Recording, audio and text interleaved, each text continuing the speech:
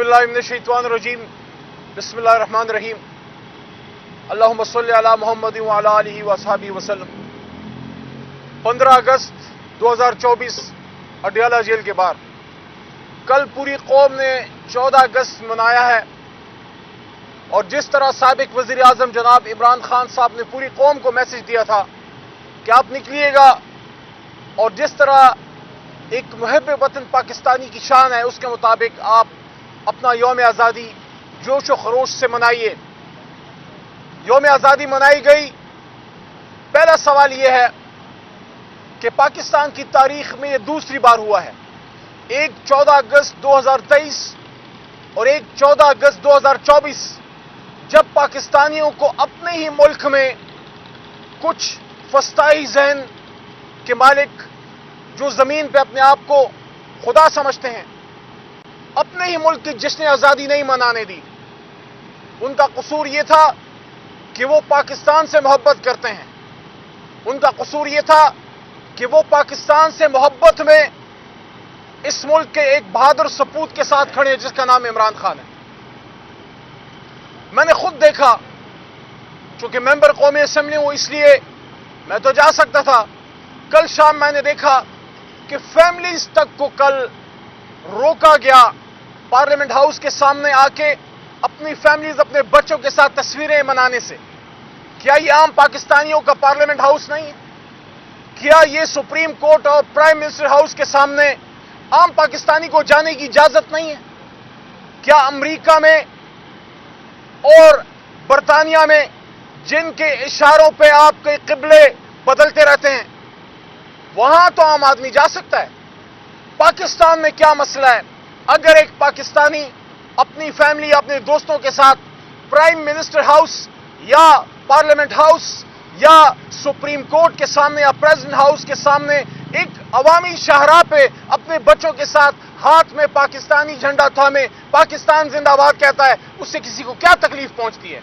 लेकिन हमने ये भी देखा कि हमारे तहरीक इंसाफ की लीडरशिप को जश्न आज़ादी मनाने पे पकड़ा गया, उनके हाथों से पाकिस्तान के झंडे छीने गए। आपने देखा होगा मोहतरमा ज़रताज गुल वजीर जो हमारी एमएनए हैं, उनके हाथ से झंडा छीनने की कोशिश की गई। आपने देखा होगा बहुत। आज आप देख लीजिए पाकिस्तान की हालत क्या है कि जो शख्स खड़ा हो गया कि मेरा मुल्क आजाद मुल्क है, मैं इस मुल्क में किसी और मुल्क की पॉलिसी नहीं चलने दूंगा, वो आज अडयाला में पड़ा हुआ है। क्या कसूर था? यह कसूर था कि अमेरिका बहादुर के सामने खड़े होकर एब्सोल्युटली नॉट कहा, या यूनाइटेड नेशंस में सेहूनियों के सीने के ऊपर खड़े होकर या कनाबदो या कनस्ताइन और हुर्मत रसूल सल्लल्लाहु अलैहि वसल्लम की जंग लड़ी? ऐसा ना कीजिए। आज भी अगर इस मुल्क को चलाना चाहते हैं तो सबको अपना अपना किबला दुरुस्त करना पड़ेगा। अगर कोई ये कहता है कि सिर्फ सियासतदान ने खराब किया है, तो इस मुल्क में 3 लंबी लंबी मार्शलाएं गुजर चुकी हैं, और जब सियासतदान हुकूमत में होता है तब भी कितना बाइख्तियार होता है, आप सबको पता है। इसलिए अब जरूरत इस अमर की है कि जितना नुकसान हो चुका। आपकी तब्दीली और बेहतरी का सफर उस दिन शुरू होता है जब पहले आप ये मान लें कि हां नुकसान हुआ है। क्या इसका एहसास भी है? क्या एहसास ज़िया है या एहसास ज़िया जाता रहा? मेरे ख्याल में एहसास ज़िया जाता रहा। इमरान खान साहब और मुल्क की तमाम सियासी क़यादत जो सियासी मुकदमात का शिकार हैं, उनको बाहर लाइए। कौम ने अपना फैसला सुना दिया था 8 फरवरी को, एक मौका ज़ाया कर दिया। अब दोबारा सियासी लीडरशिप को बैठना होगा, उसमें मुल्क के जिम्मेदारान भी बैठें, एस्टैब्लिशमेंट के जिम्मेदारान भी बैठें और फैसला करें कि मुल्क को कैसे चलाना है। चल तो नहीं रहा। क्या इंटरनेट डाउन करके मुल्क चलेगा? क्या इंटरनेट डाउन करके और अमेरिका में टाइम स्क्वायर में अपनी तस्वीर लगा के क्या पाकिस्तान में आईटी का भूचाल आ जाएगा, इनकलाब आ जाएगा? आपने तो लोगों के घरों के भट्टे बैठा दिए।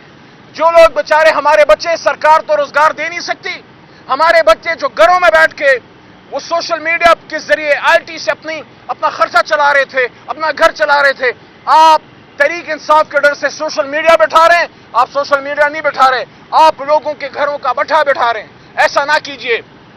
वक्त भी वक्त है, अब भी वक्त है, अपना किबला दुरुस्त कीजिए और जो गलतियां उसको सुधारिए। तमाम सियासी क़यादत को मैंने इलेक्शन से पहले भी कहा था, आज भी कह रहा हूं, बैठना पड़ेगा, बात करनी पड़ेगी। इमरान खान साहब को भी सुने, बाकियों को भी सुने, और जो मैंडेट कौम ने दिया है वो मैंडेट वापस करना पड़ेगा। जब हम ये कर लेंगे उसके बाद एक फैसला और करना है, और ये फैसला ये है कि जब अवाम मैंडेट दे दे फिर अपोजिशन हुकूमत गिराने के चक्कर से निकल के पॉलिसी पे वो तनकीद करे और इस मुल्क को मजबूत इकॉनमी, मजबूत मईशत, मजबूत खारजा policy, internal security, education policy, employment. आपका नौजवान मुल्क से जा रहा है, ब्रेन ड्रेन हो रहा है। इस वक्त मुल्क में लोड शेडिंग का अफरीत है, बिजली और गैस के बिल आसमान को छू रहे हैं।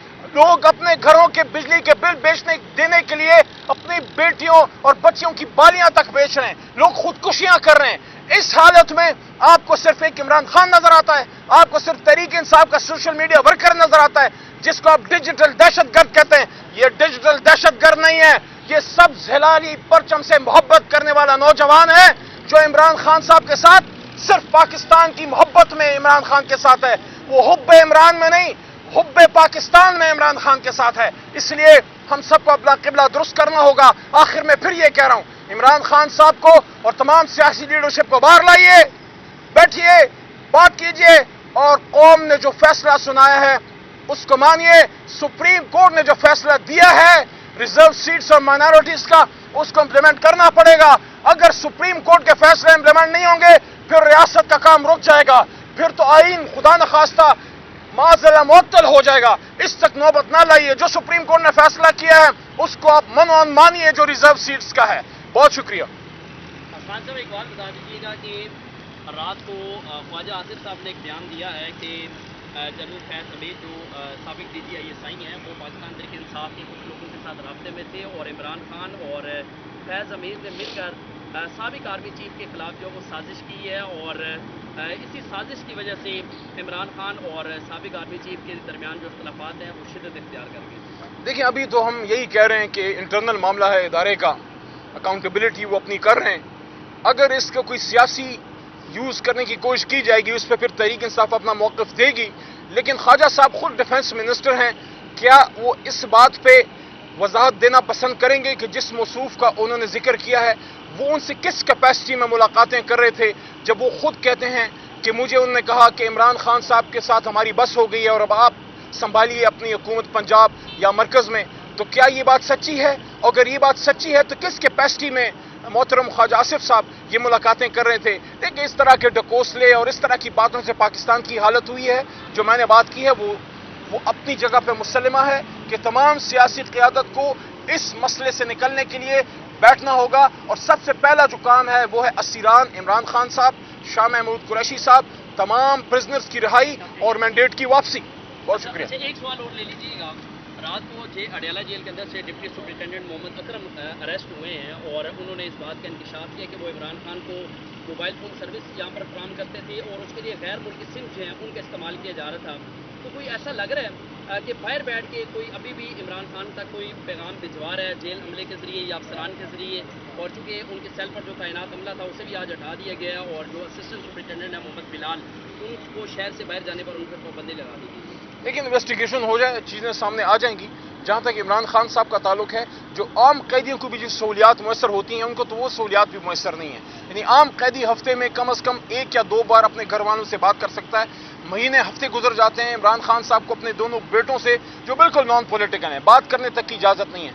बहरहाल जो डिप्टी सुपरिटेंडेंट जेल साहब के खिलाफ इन्होंने कार्रवाई शुरू की है, मेरे ख्याल में उसके रिजल्ट सामने आए उसके बाद इस पर बात करेंगे।